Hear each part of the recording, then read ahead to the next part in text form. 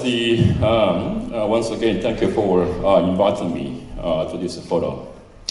Today, I would like to share key lessons from Korea's experience in building strong connections between educational institutions and a dynamic research and development ecosystem.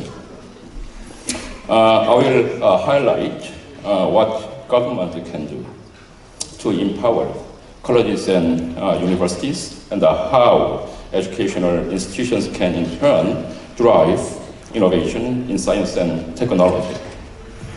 Let me begin with a few numbers to explain. As you may know, Korea is one of the most educated countries in the world. According to the recent OECD report, nearly 70% of Koreans aged 24 to 35 have completed some form of higher education, the highest rate among all OECD member countries. The 2024 Global Innovation Index, published by the United Nations, ranked Korea 6th in the world for scientific and technological innovation, and the first in human capital and the research capacity. And according to the 2022 OECD Program for International Student Assessment of PISA, Korean students, the young students, scored significantly above the OECD average in every subject area. Among the OECD countries, Korean students ranked first to second in math, the first to seventh in reading, and the second and fifth in science. Korea's achievement did not happen overnight.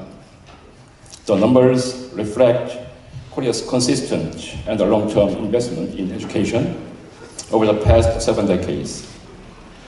This year, government spending on education stands at $85 billion US dollars, nearly 19% of the national budget.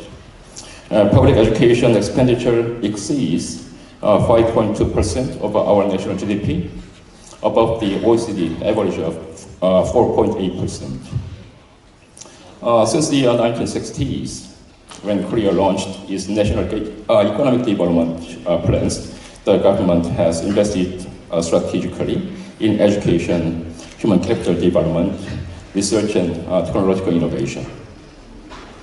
At its peak, nearly 1/3 of our national budget was devoted to education and R&D. Today, as of this, Korea's combined expenditure on education and research amounts to $190 billion US dollars. This amount is close to 10% of our national GDP. Dear students, Korea's remarkable transformation from a war-torn, impoverished nation in the 1950s to a global leader in technology and innovation is deeply rooted in a deliberate strategy linking higher education with a powerful R&D ecosystem. Allow me to summarize a few lessons from our own experiences in doing that. First, I can emphasize the important role of a strategic government policy and the sustained investment in the remarkable development. The Korean government has consistently prioritized R&D, devoting one of the world's highest shares of GDP to research. This year, 2025 alone, government R&D spending amounts to $25 billion US dollars.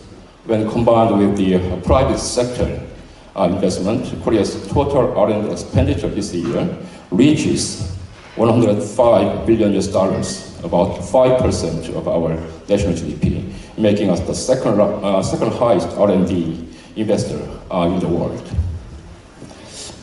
In last September, my government has announced 123 major national policy tasks, including a new vision to become one of the world's top 3 artificial intelligence AI powers. To achieve this, we are expanding AI infrastructure, constructing a nationwide AI highways, supporting the development of domestic AI models through public and private collaboration, and nurturing world-class AI talent. Next year's budget allocates approximately $8 billion for these initiatives. We also are advancing our goal of becoming one of the world's top 5 nations in science and technology by reforming the R&D investment system, strengthening basic research infrastructure, supporting young researchers, and promoting strategic technologies, including space independence as well. These efforts are yielding results. Korea has become the 7th country in the world to launch a satellite using its own technology. And just last week, our 4th homegrown launch vehicle successfully completed its mission. 2 more launches into space are scheduled by 2027. Government leadership has also driven university reforms aimed at aligning higher education with national innovation goals.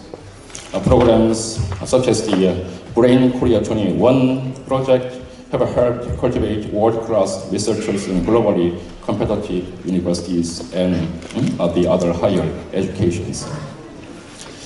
Second thing is that there has been strong university-industry collaboration. Korean universities and other higher institutions are deeply connected to the needs of industry on the ground. The Korea's institution, such as the KAIST means the Korea Advanced Institutes for Science and Technology, so in short, KAIST. And the post-tech Pohang University, a technical university also, is the very renowned science and technology university in Korea. So both KAIST and post-tech were created specifically to advance industrial innovation. They work closely with major Korean companies, including, as you may know, the big Korean businesses like the Samsung, Hyundai, or Hanwha, or SK Hynix, ensuring that the higher education institutes directly contributes to technological development and economic growth. Third, I want to also emphasize our very important the strong emphasis on STEM and applied research. Korea has placed particular emphasis on science, technology, engineering, and mathematics, aligning university and the high quality the high schools, curricular and research agenda with real-world challenges.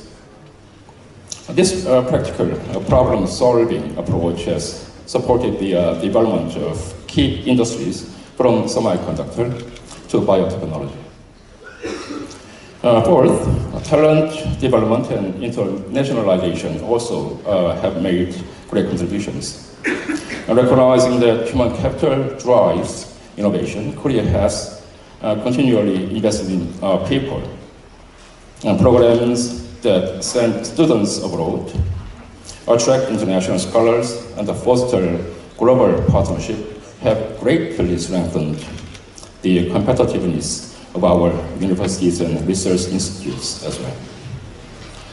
Dear students, Korea's experience shows that when higher education, like this college, when higher education reform and the government strategy, the industry collaboration, and the sustained investment move in the same direction, they create a virtuous cycle of knowledge and innovation.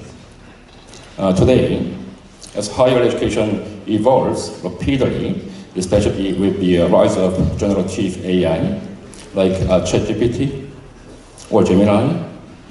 Cooperation among the policymakers, educators, researchers, and experts has become even more essential. In this sense, please allow me to mention two recent examples of cooperation between Korea and Romania in education and technology. This year in April, last April, on MOU means Memorandum of Understanding, MOU was signed between the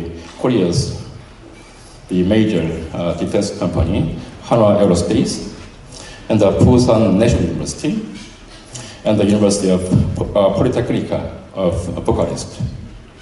This trilateral partnership will allow Korea companies operating in Romania to benefit from Romania's excellent human resources, while also sharing our technological expertise and Romanian students and researchers.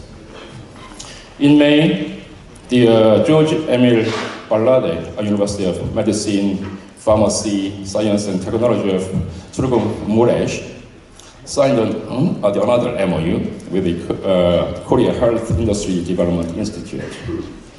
This collaboration will help introduce advanced medical technologies to Romania's healthcare professionals. In conclusion, Romania is a deeply valued strategic partner for my country, Korea, and for me personally, it is more than just a strategic partner in diplomatic terms. We, Korea, stands ready to share its experience and expertise in supporting the next generation of students like you, and researchers and innovators who will continue to elevate the Korea-Romania strategic partnership for the next 15 years. I'll stop here, and thank you so much. Vă mulțumesc.